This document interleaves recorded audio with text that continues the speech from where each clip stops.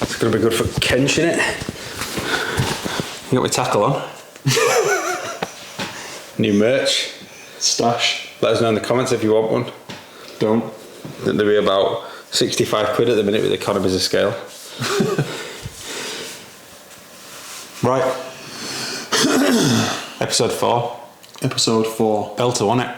Very much enjoyed this one, yeah. Very much enjoyed. Really likeable lad, Alex, isn't he? Yeah, he is, yeah. Given what he's been through. Yeah, puts a lot of things in perspective, I thought.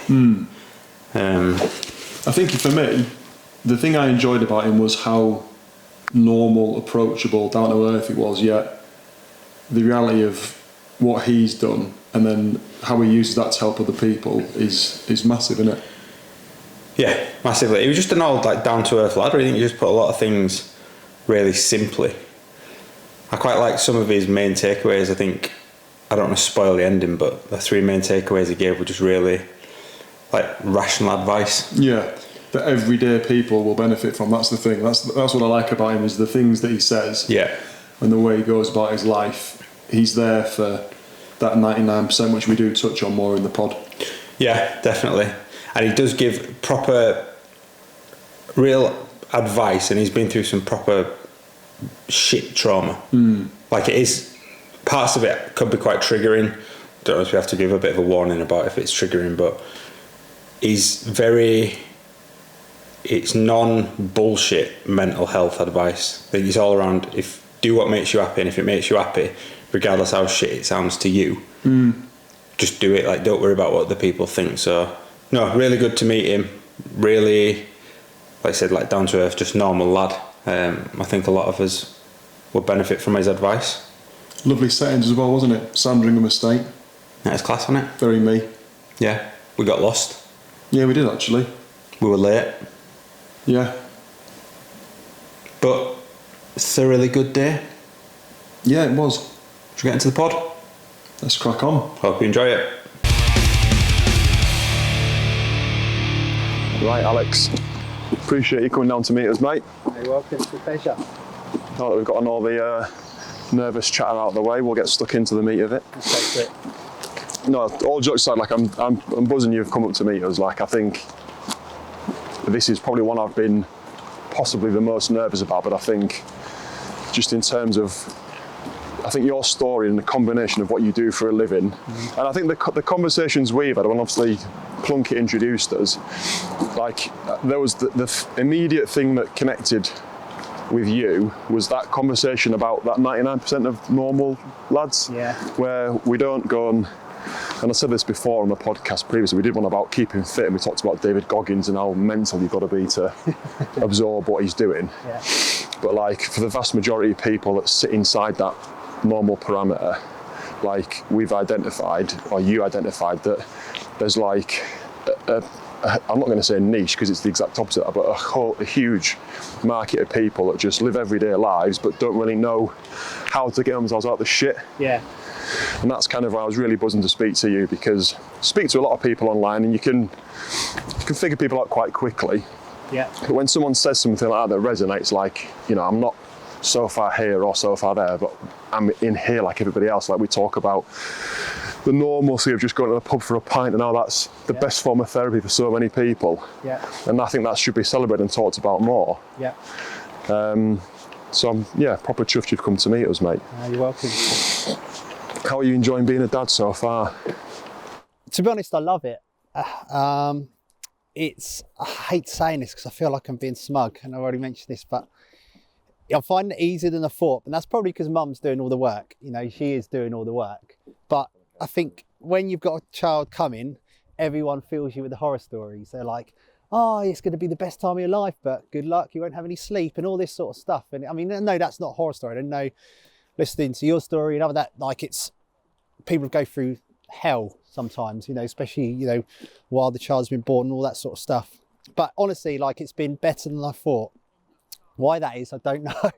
I think in a way it's just expectations. I don't, maybe it is, but equally I think for me, you know, I didn't really have that bond while the missus was pregnant. Yeah, that's quite common. Yeah, and And it was like, don't get me wrong, I loved the child, but I couldn't picture it. I didn't have something growing inside me. I couldn't feel it. So I was always like, she was like, go on, you need to touch the stomach. I was like, yeah, I will. And I was like, you know, it was nice when I could feel the moving, but I didn't really get that connection. But as soon as they were born, I was like, oh my God, this is my life now. But in a great way. It was like, I just felt this love for her. Like, I thought, nothing else matters. I've just got to be there for her. Yeah. And it's like it's different. It's like a different energy. No matter whether I'm tired, what's going on in my life, if she kind of needs me, it kind of that feeling of, or whatever I'm feeling, experiencing, kind of goes out the window, and you just go into this kind of dad mode. Yeah. So yeah, I'm enjoying it so far. That's good. And I think you've had a reasonably similar start to me in that the difference it makes when your kid's a good sleeper. Because like... You are smug. Behind the camera, but I'm not ignoring this. Well, we talked about this before, didn't we? Like, how I used to get my Saturday morning where I'd have till 9:30 and I'd have to wake the kids up. Yeah. But it's wicked, that first few hours. But I think the difference that makes, like, I mean, I can remember the first 3 or 4 months, like, Eliza was up in the night, as babies are, and I went through a period of, obviously she was in hospital for the first 2.5 months, and then for the first 3 months as she came home, I think we went through a period of I never slept for longer than like 3 hours. And I genuinely thought I was like hallucinating at one point, like I didn't know what was going on. But then once she got into a sleep pattern, like everything just became easier. Yeah. And like Philip would wake up and do the feeds, but then because she was breastfeeding, then I'd wake up and do all the bottle prep for the morning and stuff. And I think for me, like, the bond you talked about, then I felt the responsibility straight, but I think the bond came a bit later with me, because my first year, like, my responsibility was washing the bottles, cleaning the bottle machine, sorting all the Tommy Tippy out and things like that. And it took me quite a while to just then connect, I would say. Yeah. But then once that happened, when she was about a year old, like, me and Eliza since then have been inseparable. Like, she's a proper daddy's girl, and if she's upset or ill, she'll want a dad. And I love that. I think we underestimate, though, the importance of those things you were mentioning. Yeah. Like, that's an important role. Like, without you doing the Tommy Tippy stuff and washing the bottles, like, that makes everything much harder for mum. Yeah. And I think really, like, just because maybe we're not necessarily building that connection, like, with the baby at first, doesn't mean we're not building a connection as a family, maybe. And, like, you know, that is, I think men often, feel like we need an important role. Yeah. And we can underestimate the significance of those roles. Yeah. But it's huge, you know, because without you doing that, that's another thing mum has to do. Massively, yeah. And she gets stressed, she's less present with the child. That makes it harder for the child to build a bond with the mum. So, you know, it's really important. Yeah, I think that's under-celebrated as well.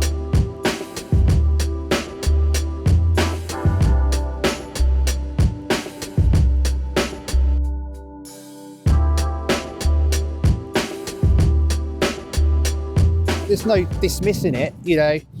The mum probably is the most important part of the baby's life in those first, you know, probably 2-3 years. Yeah, like, really. You know, so like, even that can, and then I understand how that can cause issues with bonds, because I struggle sometimes, especially early on, like when she was crying, for instance. And I think, mate.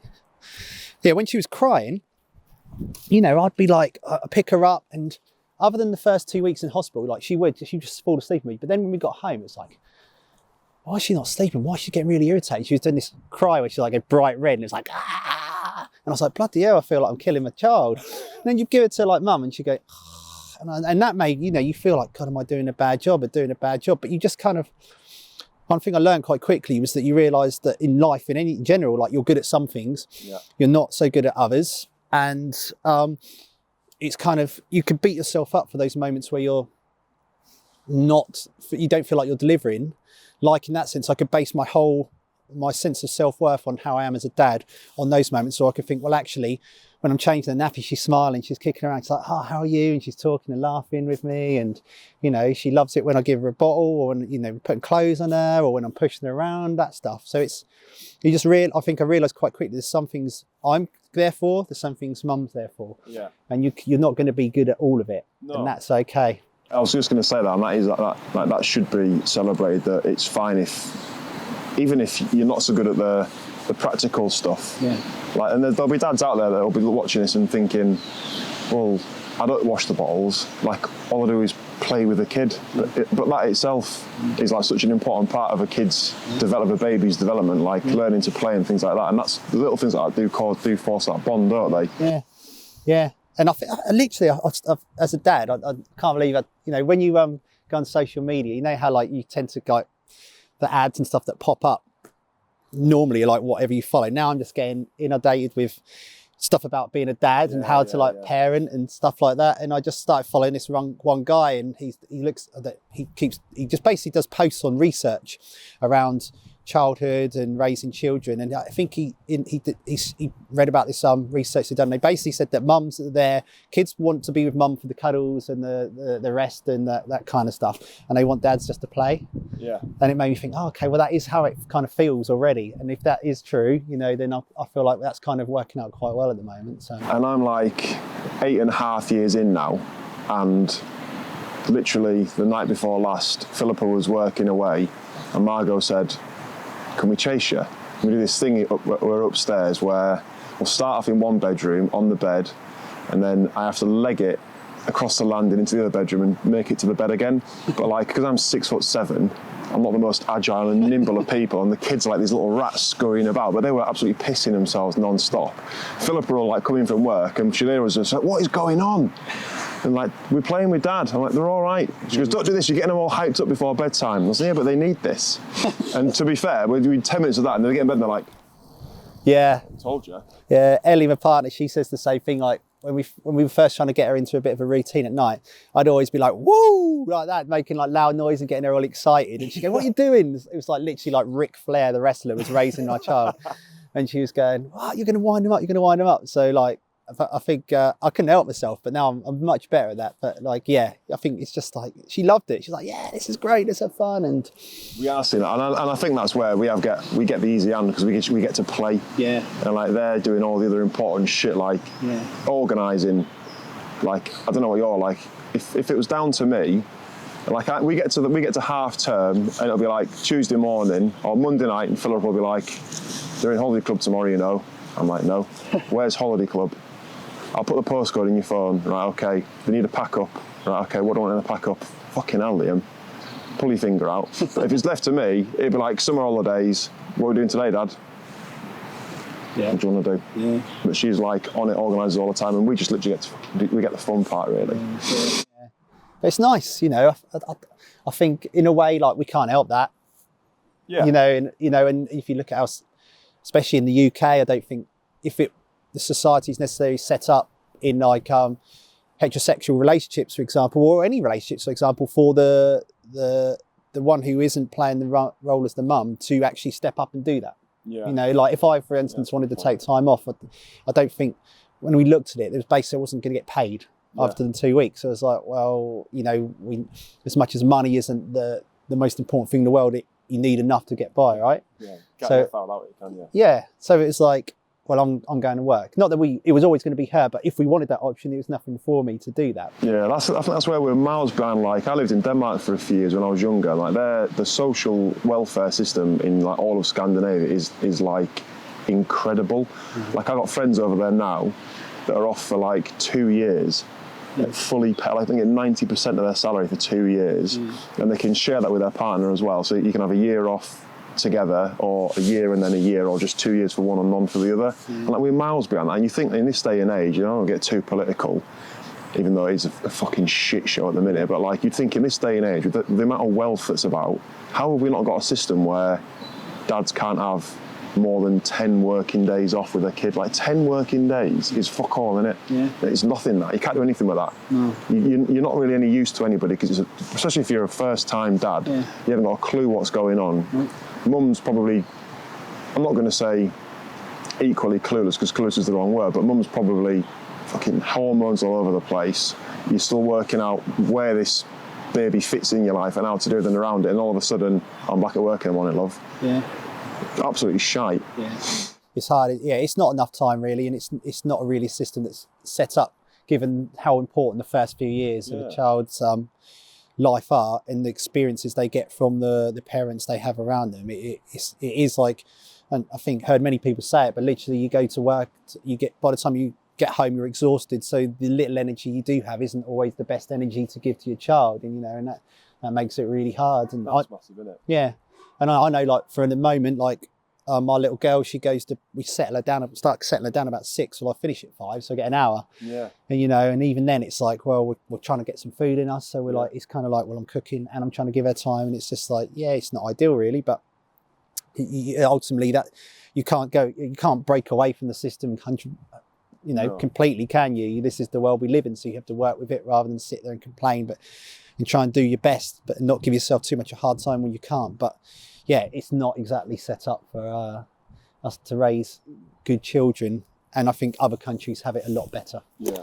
Even though people go, oh yeah, but look at us, look at the opportunities you get here. But that's they tend to come more, don't they, to the people who are in privileged positions than they do. Unfortunately, so, mate, yeah. But that's a different story. So yeah. Another podcast. Yeah.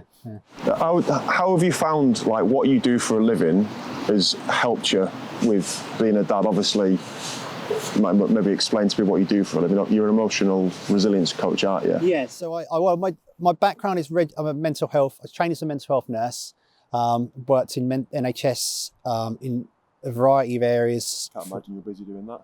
But yeah, mate. Yeah, it's especially to this day and age, it's excuse the pun, crazy. So there's that it's a busy job. But I trained as that started training as that 20 years ago. Did you? Yeah, and over the course of that experience, so why I call myself emotional resilience coach on the side, because it's kind of a side hustle, is because essentially what I realised is I was helping people to get back up when life knocked them down. That's basically what we do. Regardless, I know, like, sometimes people like to look at mental health as if diagnosis, but generally it's like, why have people got to this place? How can we build them up and support them to kind of build a good life for themselves, despite what they faced or what they're going through?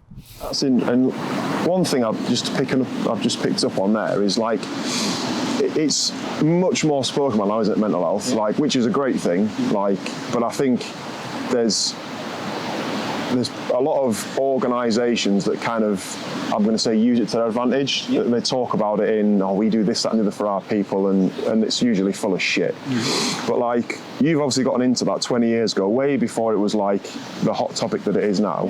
What kind of drove you to pursue that career? I had no idea what I wanted to do in my life, and they paid me to do my training. Really? Yeah, literally. I know. I'm sorry. Real profound. No, sorry, mate. It's not one of those. It's not like I woke. As soon as I was a little kid, I was pretending to be this mental health nurse. Like, no one does that.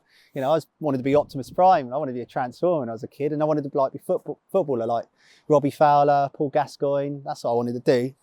But because of the circumstances of what I experienced growing up, kind of that drive and those aspirations, those dreams, or that kind of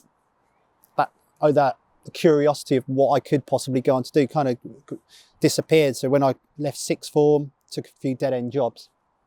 I remember, like, a girlfriend at the time just said, "Oh, why don't you go train as a nurse or a mental health nurse?" And, like, my mum was a nurse, general nurse, my grandma's a nurse. So in a way, nursing was in their family.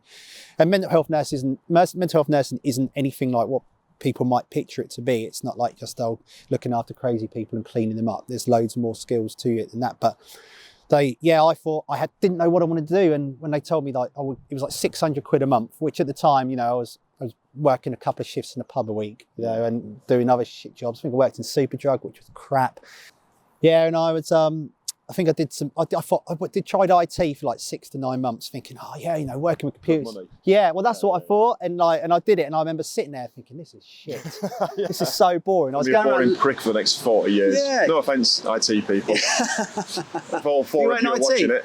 Are you IT? Yeah. Yeah. Oh, I thought, okay. I thought that's why I was pointing at you. It's like, you just thought he was a boring prick. No. You said it. It's not a joke. The human punch bag strikes again. Isn't it? Sorry. I didn't say you worked IT. Where you pointed you? I thought, you work in IT. I was speaking to all 4 listeners, and whichever one of them is working in IT. Yeah, mate. Sorry for being a boring prick. To you. It was. Yeah, you. Yeah. I remember thinking that'd be good, but then I just literally, how like people take the piss out, like it was literally like, oh, I've got a problem, and it was, have you tried turning it off and on again? I was like, I found myself doing that, and I was like, this is shit. So, like, and then I decided to pursue that, and like I was thinking, well, at the end of it, I got a career. You know, like it's not the greatest career, it's not, like financially, but I thought, well, if I once I qualified after 3 years training, yeah, it's a career. But it turns out I loved it.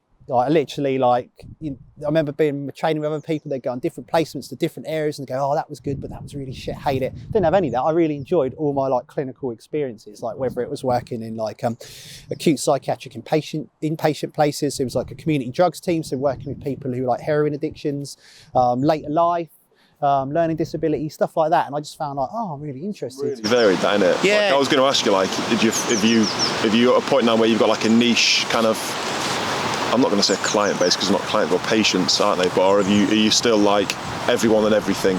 I mean, in my current role, it's everyone and everything, but that's our choice. Like, and it isn't really everyone and everything, because if you actually sit with people and kind of understand what's got them to where they got from, it's generally down to some kind of like, it's either loads of crap's happening to them around their lives right now, or it's happened to them growing up, so family dysfunction, trauma, abuse, or both.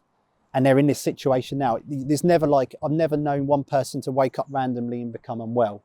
Yes, maybe you can get it occasionally, like if someone's like, you know, got an infection and they get steroids treatment, and sometimes they go psychotic. Right. But generally, like mental health problems are because of what's happened. Yeah, you know, generally. Obviously, there are some genetic links with like stuff like bipolar, schizophrenia. But most of the time, it's like how people present now is completely understandable when you look at their life. How would you find then, like how, obviously you've had years and years of training and experience, but like, how do you go about helping a patient through such vastly different scenarios? Like, how do you prepare yourself to do it? Because just to give you an example, and my understanding this is minimal, as I'm sure you're aware, but like you're going to have certain people who've got like everyday work stresses that just find that they're getting on top, and they're struggling to deal with that. But then you're going to have people that, like yourself, have been through like incredible trauma. Like the difference in preparing yourself to help that person, how do you get yourself into that mindset? It's just, I mean, I always try and treat everyone as an individual, but I think really it's about giving someone space just to listen and just talk about what they're going through. Right. Like, and I always approach everyone like that. It's right. Like you can obviously, we get information about what's presenting to ourselves, and of course we can make judgments about what we're going to be seeing. But generally, I think it's just like going, okay, I'm going to try as much as I can to be non-judgmental and just allow them to talk about what's going on, to find out what's going on for them now, what their issues are, what's happening around them, what's happened to them before, what kind of support they've got going for them, what their interests are, what they want to work on, where they are in terms of like wanting to make changes. Like, you know, some people can come to you and they might be like, oh yeah, I'm really ready to like make change in life, and other people might be struggling, but when you actually get to the nitty gritty of it, they're like, actually, I don't want to change that. And there's numerous reasons for that. You know, it's hard to change.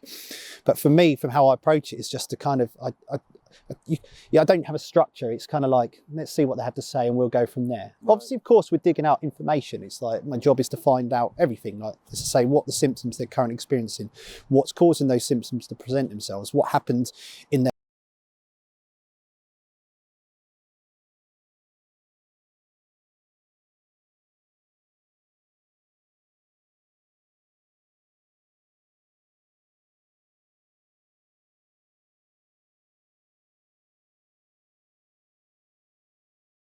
yeah. And it's not hard. I mean, literally, I think, you know, 200 years ago, I think what were people doing before mental health, people were even aware of it. People did have mental health and, you know, did have mental health problems and struggles in life. And I think back then we just referred to a lot of what we call mental health problems now as just general struggles that would support each other with. But generally that was resolved in community, in supporting each other. Yeah.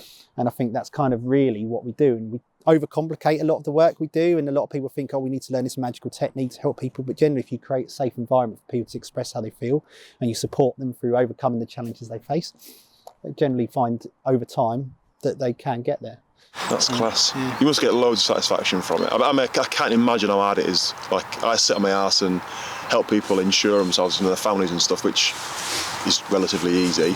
But like, I guess you'll have equal amounts of, I'm not going to say terror, that's probably not the right word, but what's the word I'm looking for? Reward and kind of reality, I guess. you find that the job in itself is balanced like that? You get like certain days of really fucking hard where you speak with people who've been through horrendous shit, but then 6 months later you've helped them sort of put a real good process back in place to live life again. Yeah.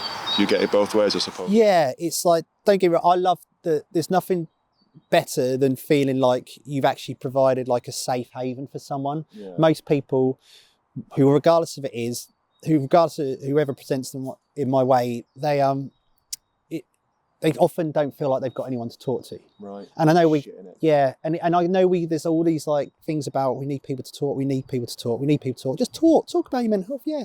But the reality is that I don't think people are really prepared to listen or sit there and actually understand what someone's going through. We're quick to judge, and often we say, yeah, I'll listen to you, but actually we're too busy living our lives. So I'm not expecting anyone like you to like just drop everything and listen to someone if they're talking about the problems, but sometimes I don't think we're honest with ourselves about how prepared we are. But when you're providing... Quick question on that. Yeah? I'm intervening on that because I find the more I do that, talk to these, like yourselves and people who are going through trauma, I've got a lot better, I feel, at genuinely listening rather than wanting to cure them. Yeah. Like, it's hard as human nature, like we say, just talk to your mates about it. All they want to do, I find, is like almost sort it for you. Yeah. So constantly offering you solutions or offering you, listening for the gap almost. And like when you stop talking, I know I've got this thing in my head that I think is going to make you feel better. Yeah. Rather than just sitting there and just unjudgmentally listening to what they've got to say.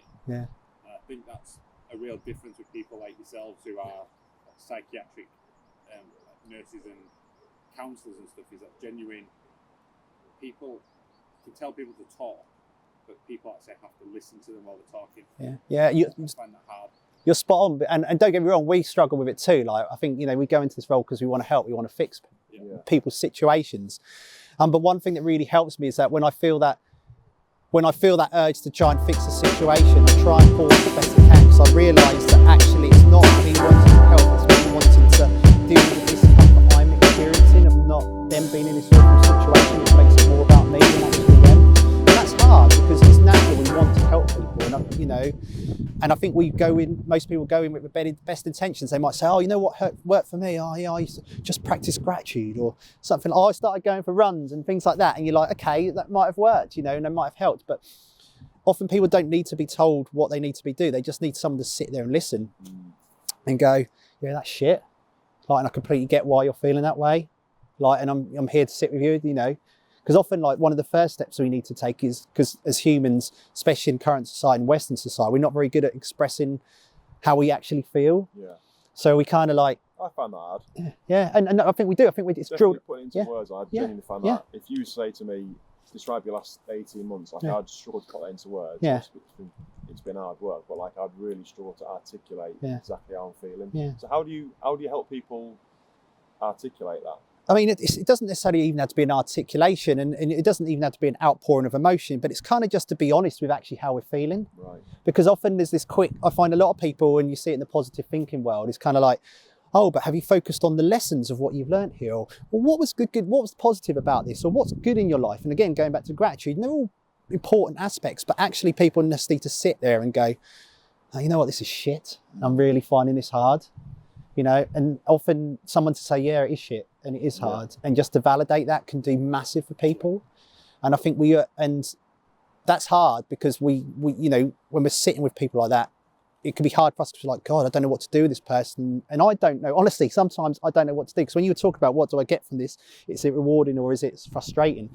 The frustrating bit is that often I am trying to find services or support for people that I know they need, but doesn't exist. Yeah. And again, going back to like a society that doesn't really look after the little people, and the funding's been stripped from social support and things like that for children and people who are vulnerable, that often the times I am just that person. Yeah, I'm working in a GP surgery. The amount of people who are coming to GP surgeries, you just end up with these massive waiting lists, and you're thinking, God, and you're sometimes thinking, I could do more for these people, but do I have the resources to do it? Yeah. So that could be really frustrating. Yeah, but yeah, it is literally like, going back to the original point, it was just, we can all do it.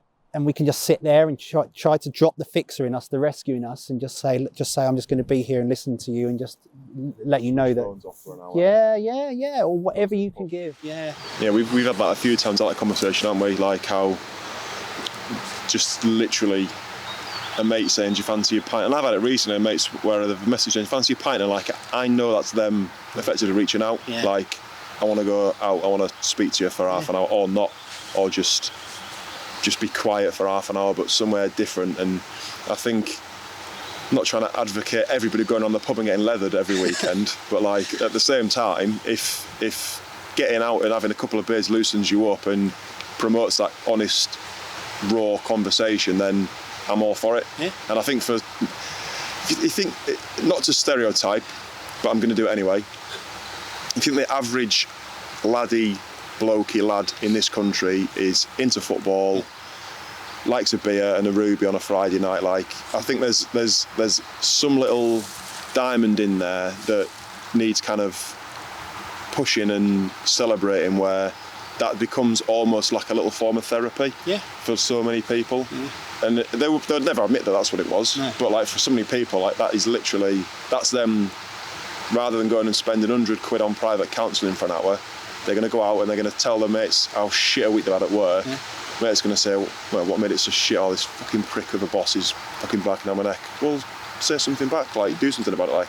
And you put that little mechanism in place then, don't you? Yeah. And that, like, I think that's where the community thing comes back, like you said right at the beginning, having that safe environment. Because, again, like I've had counselling a few times, and I think the counsellor I've always used, she's like fantastic, and I'd always go back to her if ever felt I needed to. But there was a time at the beginning where I didn't feel safe, to be honest, and probably spent first 3 or 4 sessions just not really telling her exactly what was going on, because I just didn't feel comfortable. But then I could go for a pint with Ryan, or go and play golf with him and leather a ball at him from 80 yards away, which we'll come to. Insert clip here into the podcast.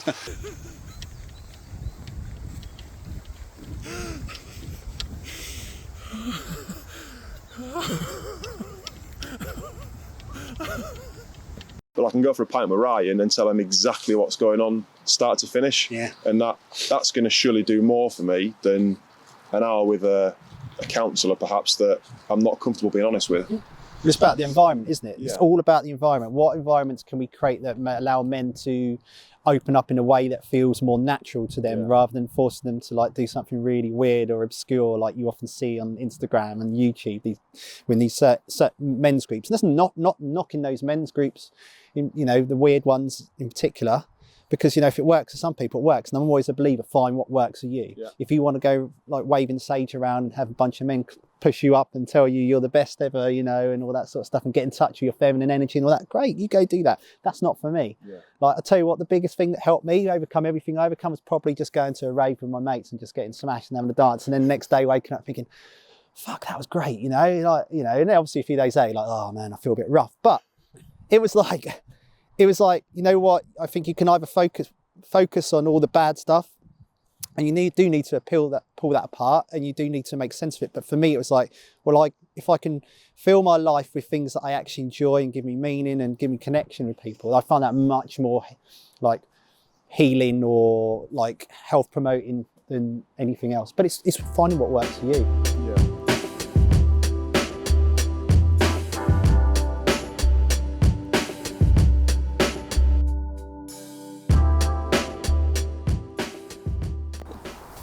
Picking up from the rave chat, so yes. You said that you found that thing that made you happy, get out to a rave, get leather with your mates, recover for 2 days. Yeah.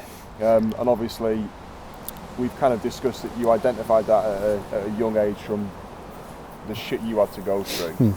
And then, did you find yourself as a young lad then putting those kind of mechanisms in place? No, because it wasn't actually it wasn't until probably about 3-4 years ago that I actually kind of realised that. Because obviously when I was young, when I grew up kind of in a domestically abusive, my mum was in a domestically abusive relationship after she remarried into one after my dad had cheated on her. So literally self-esteem was very low, I think, after that. But yeah, when my mum got, at the age of 8, mum got killed by my stepdad. And that was obviously massively traumatic. But the environment I actually grew up in after that probably did me the most harm, because it was kind of one that was like, well, we don't talk about this. Oh, really? Yeah, you just get on with it. Be grateful for what you do have.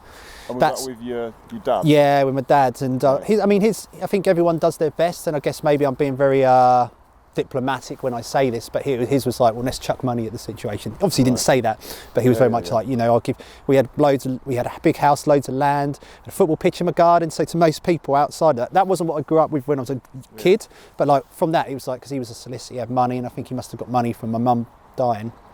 It was kind of like, I grew up in this land. So from outside, everyone's like, oh, look, you've got everything. That's amazing. And it wasn't like that inside the house. Yeah. Inside those four walls, it definitely wasn't. Because it was like, well, if you're not happy, then you should be. You know, don't talk about how you feel. Don't talk about what you've gone through. Yeah. So really, as a young kid, I learned that to navigate the environment I was in, I basically had to be whatever my dad wanted me to be, to keep him happy. So that meant essentially closing down any kind of interests or passions I had. Yes, I had an interest in football. I was good at football. You know, I played semi-professionally and very early on, but then going out with the lads and having beers, and women took over.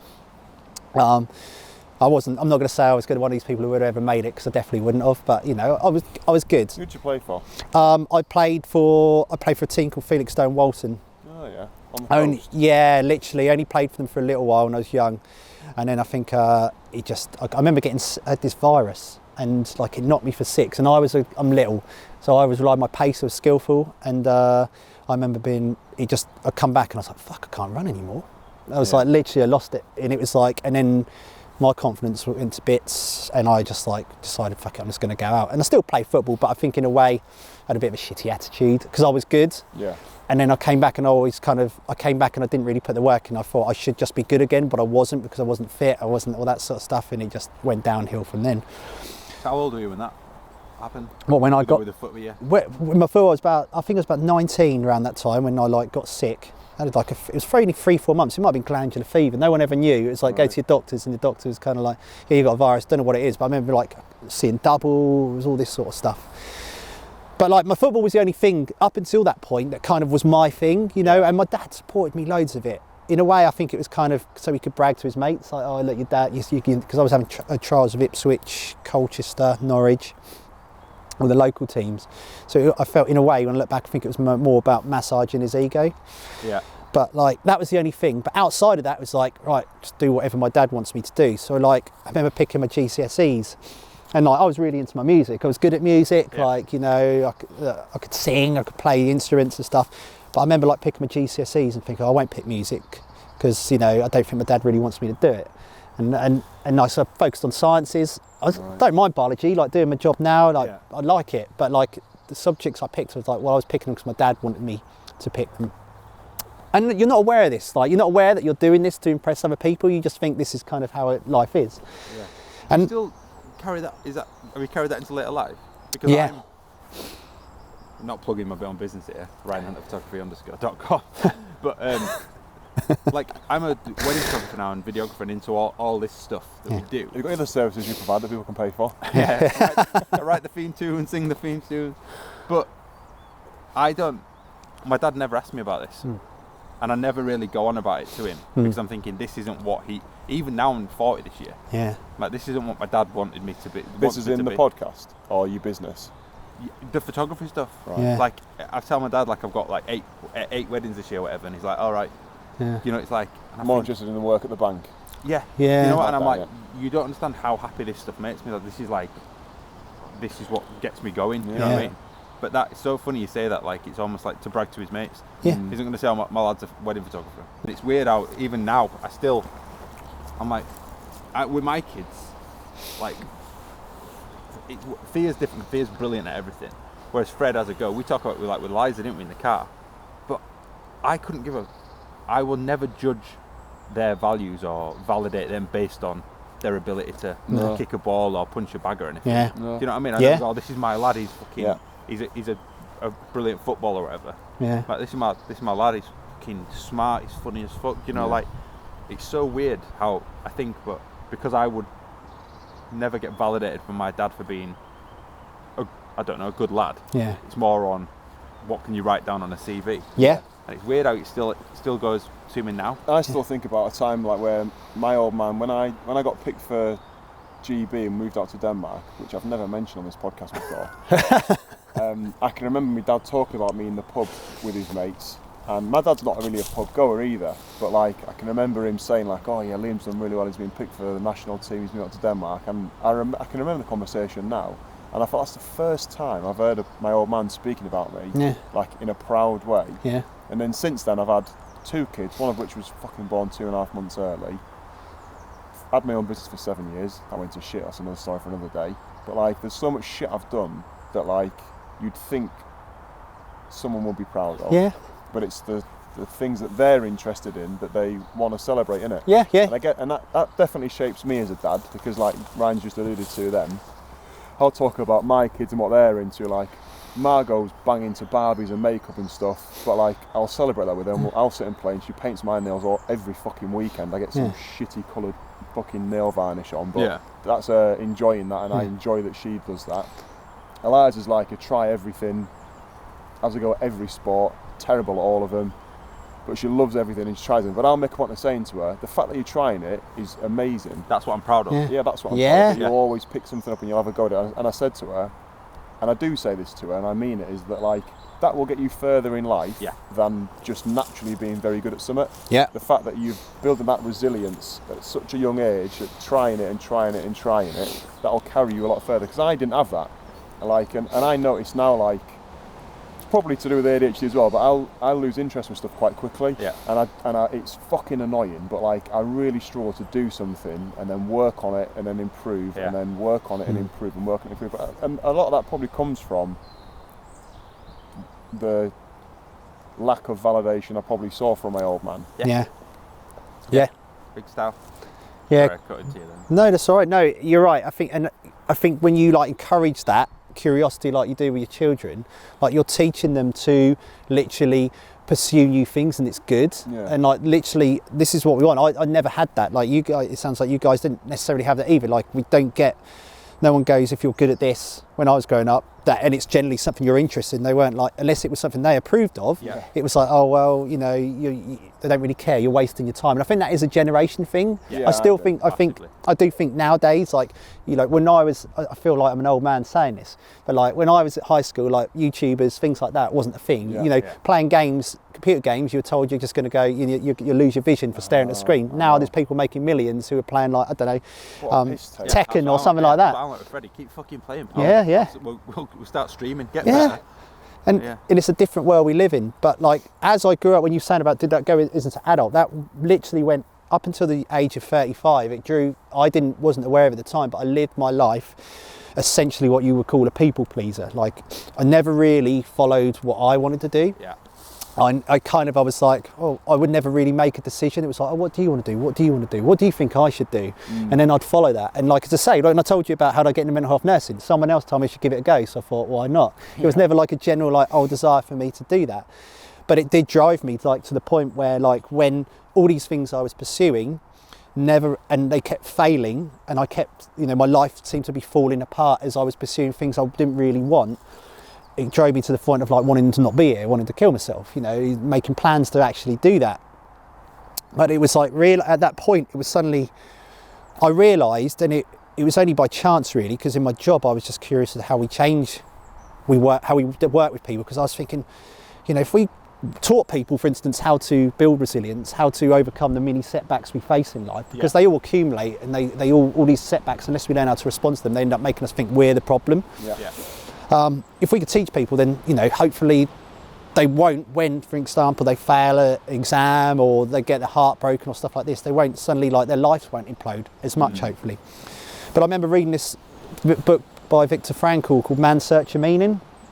I don't know if you heard, it's basically, he's a Jewish Holocaust survivor. And he talks about his experience of what he went through it. And in it, there was this quote, and I remember reading it now, and when I was reading it and where I was reading it, and it just said, everything can be taken from you except your ability to choose how you respond, your ability to choose your own way. And for the first time, it was like almost like, oh my God, like a massive light had been shone in this blind spot of my life where because up until then I thought like, well, every time I failed, you know, I'm not good enough for my dad, I've lost my mum, I'm a damaged person, you know, me and my this relationship's ended, so I must mean absolutely nothing. And all up until that point I thought, I've never actually consciously chosen where I want to go in life. I've just kind of been led. And then it was like, well, if I want to, then it's something like it just unleashed this like, hate sounds really cheesy, like I'm fucking Tony Robbins, and I hate Tony Robbins, but like it's like it sounds like, oh, I've got this power, like I have this agency, I can do, what do I want to do with my life? And it didn't mean I was like healed, but suddenly I started living my life kind of on my terms a little bit more. So when I was talking about raving and stuff like that, and not like I was always in a rave, but and I don't want it to sound like that's the only thing I did, and I don't advocate people go to raves and just, you know, take a load of drugs and just like have a good time and like, yeah, I love the life and that. That's not gonna yeah, it's not gonna solve all your problems. But most of them. Yeah. I think, and the first year or two after that, I think I wasn't aware that was helping me in a sense, like, and all this other stuff, because I was very much like trying to unpick everything that happened to me, and you can kind of get overly consumed by what happens to you sometimes. I think, especially in today's TikTok world, where like everything's apparently a symptom of mental illness or something like this, and everything's apparently trauma, we can almost like start overly obsessing about the things that happen to us and making them into bigger things than they actually are. Yeah. And I definitely found myself doing that, even though I did go for some big stuff. But eventually I was like, well, fucking what's going to help me move forward? And I've thought, well, how do I want to live my life? And, you know, what matters to me? And when I started actually cutting out the noise of what people were telling me should matter, you know, and a lot of us, what we actually want isn't what we think we should want. You know, people tell, you know, how many podcasts tell you about how to be the 1%, right? How to be like, maximize your health or maximize productivity. And we think, oh, if we do that, we have the perfect morning routine, we'll be happy. We're not. Like, and it always brings me back to that, what we were talking about earlier. If you're sitting in the pub having a chat with your mates and having a pint, if that makes you happy, then that's absolutely okay. And that's kind of where I got to. And that's what I always do with people. Like, you know, what actually makes you happy? People will tell me like, well, I go sit in the park and feed squirrels, and they think that's like some completely insignificant thing that doesn't like matter, and like people are just going to frown on. I said, but it's your life. Does it make, and you make happy? And go, yeah, so go do it. And other things like that. And so when it comes to like that kind of what helped me move forward, it was just like, well, what makes me happy? What brings me meaning? You know. And at the moment, having a little, and it literally feels like she brings me like so much meaning. My little girl, like, it's your why, isn't it? Yeah. That sounds cheesy. Yeah, and because we think the why, this purpose has to be like, oh, we have to be like bloody Gandhi, or like, you know, someone like Malcolm X or someone, have this huge purpose. We have to say the world. We don't. Like, literally, you don't. Your why could be, oh, you know, I don't really enjoy my job, but I'm really looking forward to seeing my mates on the weekend. Yeah. That gets me up in the morning. That gets me going. That, you know, and that's okay as well. Yeah. That's what with my job. So I, like, in 2019, I'd worked in corporate since like I left uni really, and 2019 I was like, this doesn't give me any purpose anymore. Like I need a job that's going to get me out of bed in the morning. So I went to an agency and like I really enjoyed it, but then I went back to banking thinking, is this all I want to do? And then I found like the photography and stuff, and that's genuinely, when I've got a wedding coming up, I am buzzing. Like, I'm like, I can't wait for this week. But then it's made me realise that you don't, like my job, for example, the corporate world, it's no longer about, I don't have to find meaning. I have to find something that I've got to go to. I don't like working, end of. Never going to do it. So I'm never going to find a job that's going to fucking like set my world on fire. We said this, didn't we? If everyone did what they loved doing, we'd all be professional video game players. So I don't like working. However, I found a job that lets me do, like, that I'm good at. It don't really set me on fire. Could have take a day off, go golf with my mates.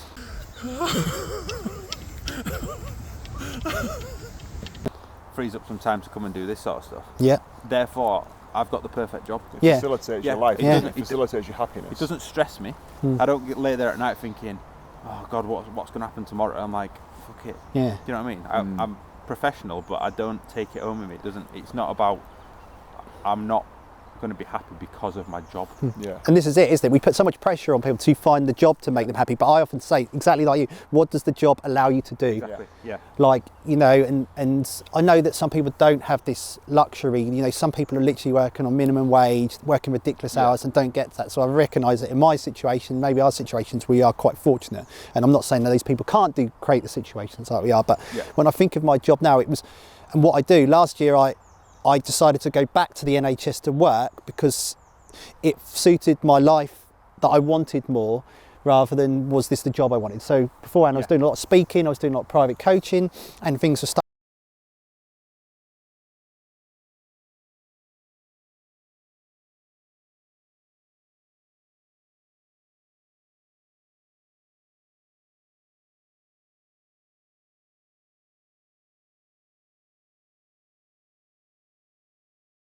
like that person who travels the world and gets to say here, there, and that. I just realised very early on last year, it's people over places for me. 100%. Yeah. So if I'm with if I've got my mates near me, I've got my daughter and my girlfriend near me, you know, I've got the people that actually matter to me. That matters more than where I am and what I'm necessarily doing. Yeah. So now, like, I know that when I clock off in my work, I'm really fortunate. I work at 2 GP surgeries. I support a wide variety of people. I feel like I'm having a massive impact.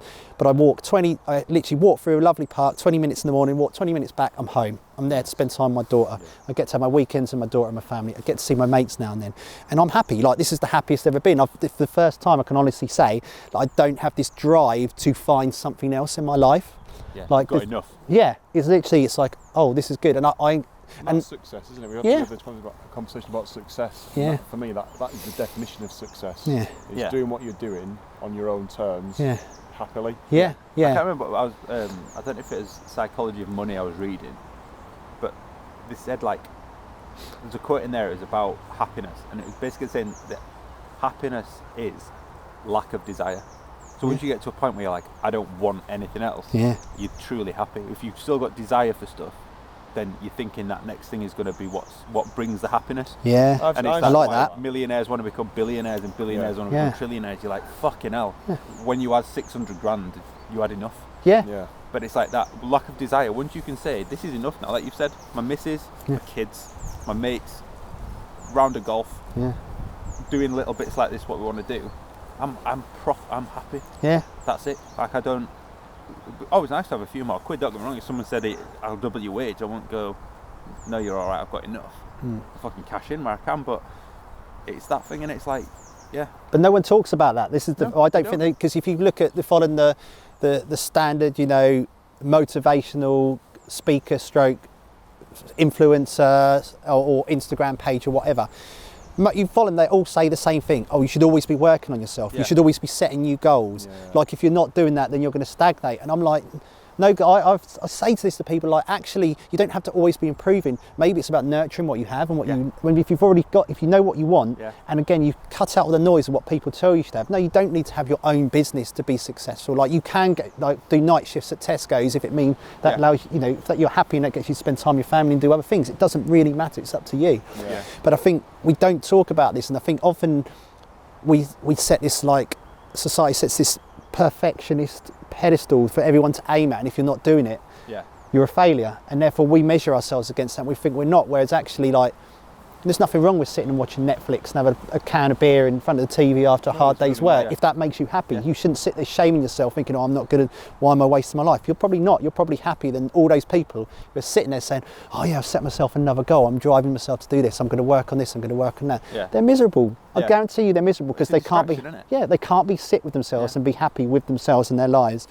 And I think it's just something that doesn't really get covered. But I was just going to say there, like, and I think that's where the more that this gets talked about, the quicker people that are in that position where they might work at Tesco and then have enough money for a pint on a Friday night in the pub, and they're happy with that.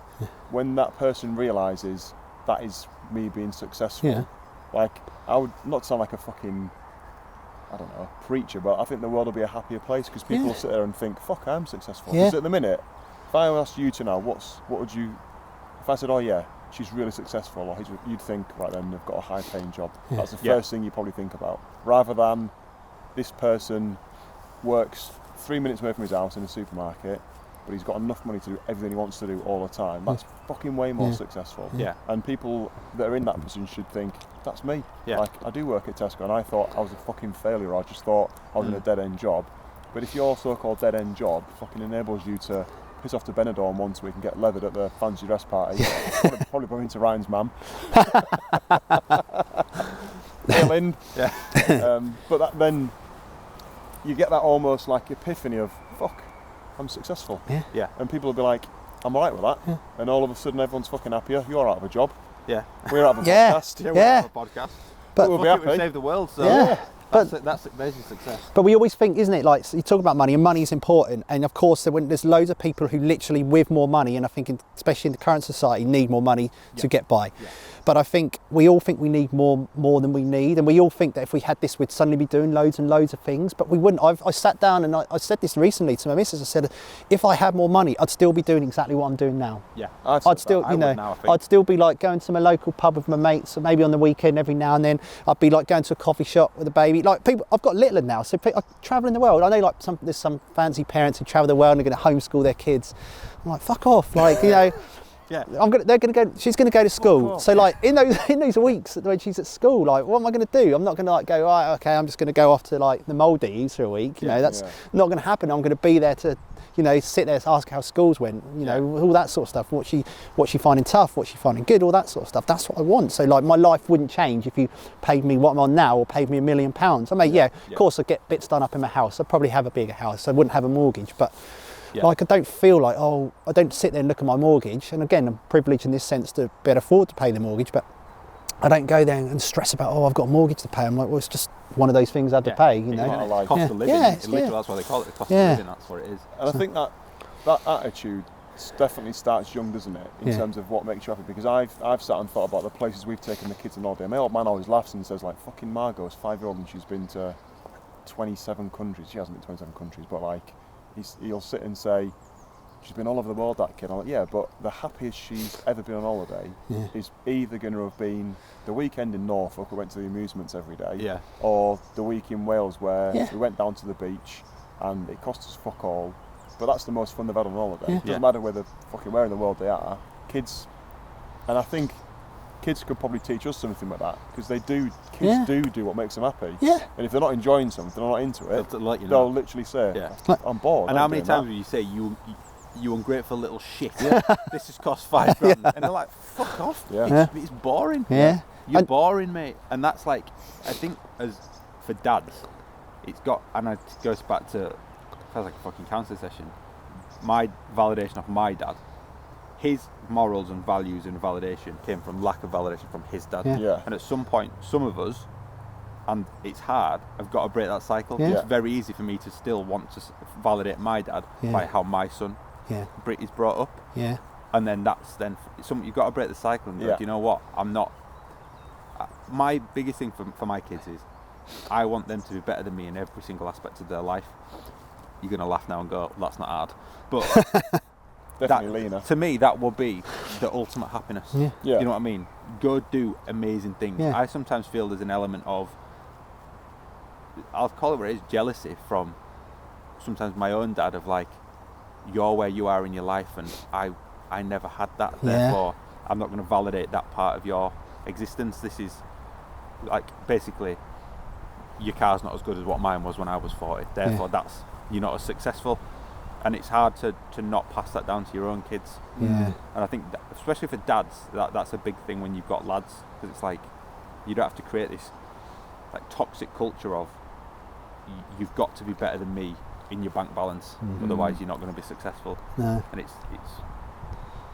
the whole money thing's really interesting, because I can tell you now, like most of the people I support, when we're working through the stuff they've experienced, you know, and they've been through abusive family relationships, dysfunction, stuff like that, not when you ask them what they wanted when they were growing up, or what they felt they needed to maybe make so they weren't in the situation now, to make things better, not one of them go, I wish my dad earned more money. That's very true. And yet how many of us as dads think, we need to be the one going to earn more money to be the provider? I know that's what my dad did, and I think I can understand that, because I think that was the culture they lived in. But I know that whenever in my life now, like when I'm looking at work, I don't go to, I need to get the next job, or I need to do extra work to earn more money. I'm like, no, because I think kids, like you say, that they just want to go to the theme park or the amusements down the beach. They just want you there with them to have the experiences. That's interesting. And of all the people you work with, you'll literally say to them, to not be in the mind space you're in now, what would you have needed as a kid? Not one of them has said more money. There's a great book called 5 Regrets of the Dying by Bronnie, someone she's called. And she's an Aussie. She works like a palliative care nurse. That's it, And basically, one of them is, I wish I'd have worked less.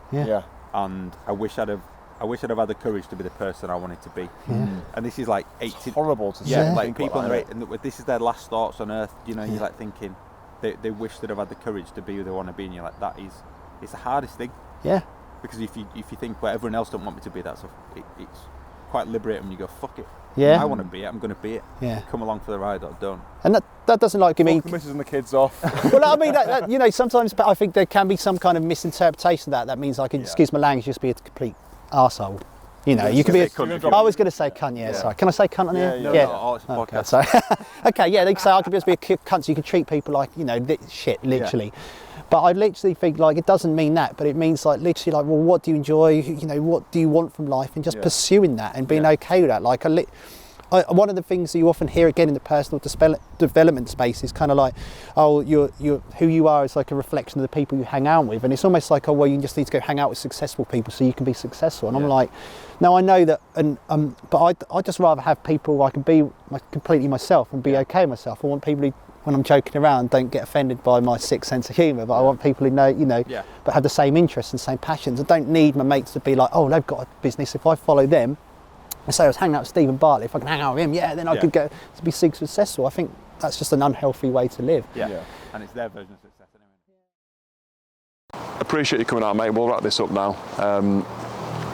What I try to do is, when I've got somebody on that's got something to offer, e.g. not me, we try and give 3 takeaways for people. Yeah. So with your expertise, what 3 takeaways would you offer dads in terms of kind of building emotional resilience?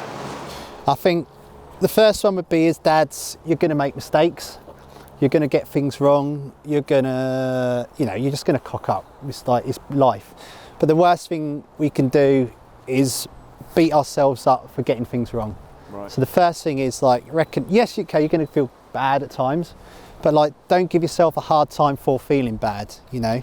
Don't make like what happens to you, like kind of who you are. So, you know, if you make a mistake, you're not a mistake. If you fail, you're not a failure. Try not to give yourself too much of a hard time when you make mistakes. The second one I'll probably say is, no matter what happens, always remember you get to decide the direction you take.